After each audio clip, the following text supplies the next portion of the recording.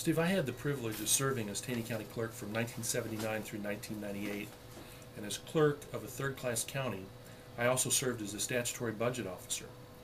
The very first warrant I established for payment as clerk was to pay off the previous year's debt. This debt represented monies the previous county commission had borrowed just to make ends meet. I vowed that first year that we were going to create a system where Taney County would become fiscally solvent. We established a conservative game plan, adopted a conservative budget, and began the long process of building a spirit of collaboration and cooperation by and between the officers at the courthouse. Now let's fast forward that scenario to today.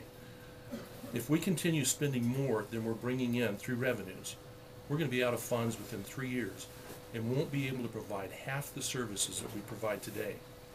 So here I am again, as I was all those years ago, facing financial challenges that must be addressed.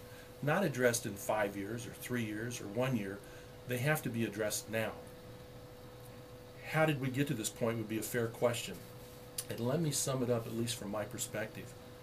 Taney County during the last few years has become one of the richest counties because of sales taxes per capita in the state of Missouri.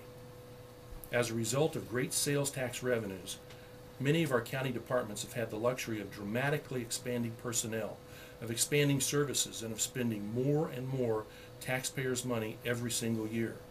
And when you couple these spending expansions with the elaborate expense of the new judicial facility and with a bad economy, you've created a recipe for disaster.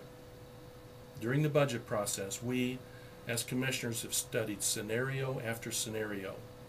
We can do away with employee benefits. We can cut employee work weeks and therefore cut salaries of our existing personnel. We can even sell off a couple of properties, all of which will only prolong the inevitable. We must downsize county government as we know it. Make the hard decisions and get a grip on this outlandish spending. Only then will we right the ship and put Taney County back on solid financial footing. Now, we're not calloused to the pain suffered by those who are facing the loss of a job.